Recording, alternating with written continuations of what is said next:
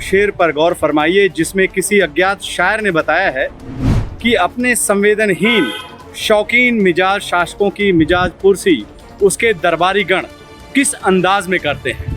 और वो शायरी है, लगाकर आग शहर को बादशाह ने ये कहा, उठा है दिल में आज तमाशे का शौक बहुत, झुका के सर सभी साह परस्त सब बोल उठे, हुजूर का शौक सलामत रहे, शहर हैं और भी बहुत। शायरी का शासक अज्ञात है, लेकिन एक शौकीन मिजाज शासक हमारे सामने हैं जिसको पूरा देश जानता है। शहर की आग और उनके शौक पर जरा गौर कीजिए। मणिपुर में जब आग लगी तब प्रधानमंत्री श्री नरेंद्र मोदी कर्नाटक में अपने नफरती बयानों से सांप्रदायिक आग सुलगा रहे थे। आपने देखा न कर्नाटक के चुनाव में किस तरह से उनका भाषण था। मणिपुर जब जलना शुरू हुआ तब श्री मोदी कर्नाटक में अली बजरंग बली कर रहे थे, और जब मणिपुर पूरी तरह आग की लपटों में घिर गया तब श्री मोदी कर्नाटक में कमल के कुम्हलाने की समीक्षा बैठक कर रहे थे। मणिपुर हिंसा पर श्री नरेंद्र मोदी के मुंह से एक बोल नहीं, एक ट्वीट नहीं, एक फेसबुक पर पोस्ट नहीं, एक मन की बात नहीं, शांति की एक अपील नहीं। शांति स्थापित करने की जिम्मेदारी किन पर? उन अमित शाह और हेमंत बिस्व शर्मा पर जो खुद सियासी आग भड़काने के लिए मशहूर है। खबर लिखे जाने तक मणिपुर हिंसा में 100 से ज्यादा लोगों की मौत हो चुकी है। 50,000 से ज्यादा लोग घर बार छोड़ने के लिए मजबूर हो चुके हैं, लेकिन श्री नरेंद्र मोदी वहां के दौरे के लिए वक्त नहीं निकाल सके। और सबको मालूम है, साहब का शौक बड़ी चीज है। मणिपुर में डबल इंजन की सरकार है। केंद्र में भारतीय जनता पार्टी के शीर्ष पुरुष श्री नरेंद्र मोदी, राज्य में बीजेपी के मुख्यमंत्री एन बीरेन सिंह। इस डबल इंजन की सरकार में मणिपुर डबल तरीके से जल रहा है। केंद्र सरकार के कर्णधार के पास मणिपुर के लिए वक्त नहीं, राज्य की बीजेपी सरकार के पास आग रोकने की काबिलियत नहीं। बीबीसी से बात करते हुए नाम्बोल के सनोई कॉलेज में असिस्टेंट प्रोफेसर निंगोमबाम श्रीमा कहती हैं कि सरकार ने लोगों को उनके हाल पर छोड़ दिया है। कुकी और मैतेई दोनों ही समुदाय के लोगों को लग रहा है कि उन्हें अपनी सुरक्षा खुद करनी पड़ेगी, क्योंकि सरकार उनके लिए कुछ कर ही नहीं रही है।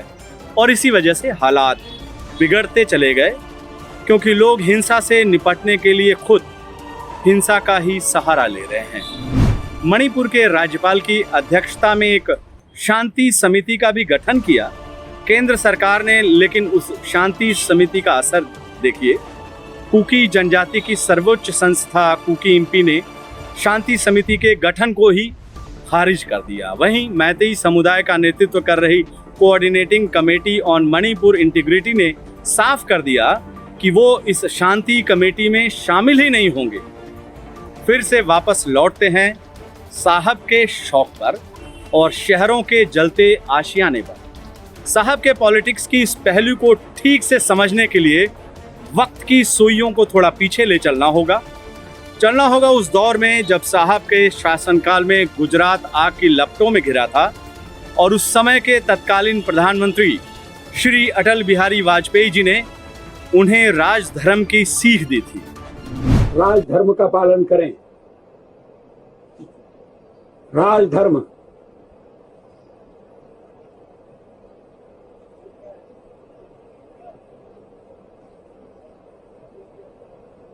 ये शब्द काफी सार्थक है।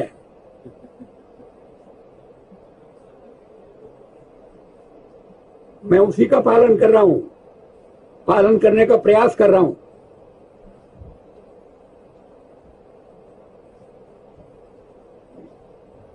राजा के लिए, शासक के लिए प्रजा प्रजा में भेद नहीं हो सकता, न जन्म के आधार पर, न जाति के आधार पर, न संप्रदाय के आधार पर। तब राजधर्म की स्थापित परंपराओं को खारिज करके साहब ने विध्वंस की लपटों में अपने गुजरात मॉडल का सृजन किया। साल 2014 के बाद वो गुजरात मॉडल मोदी मॉडल के तौर पर सामने आया, जिसकी नींव में है नफरत और विध्वंसकारी विभाजन। शासन के मोदी मॉडल में नफरत के नुमाइंदे पूरे देश में साहब के शौक को पूरा करने में जुट गए और सांप्रदायिक विभाजन का आलम ऐसा है कि लहू अपने लहू से कहने लगा, साबित कर तुम मुझ जैसा। मणिपुर के आग की भी यही अंदरूनी कहानी है।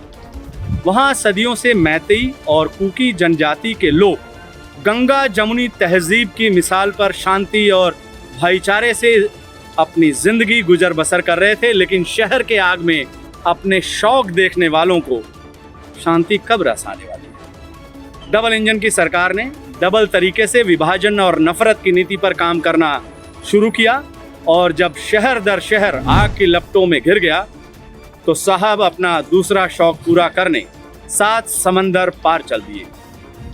मणिपुर की ये आग सीख है उन लोगों के लिए जो दूसरों के जलते घर को देखकर शुक्र मनाते हैं कि उनका अपना घर बच गया है। ऐसे में लोगों के लिए राहत इंदौरी साहब ने कहा है, लगेगी आग तो आएंगे घर कई जद में, यहाँ पे सिर्फ हमारा मकान थोड़े है।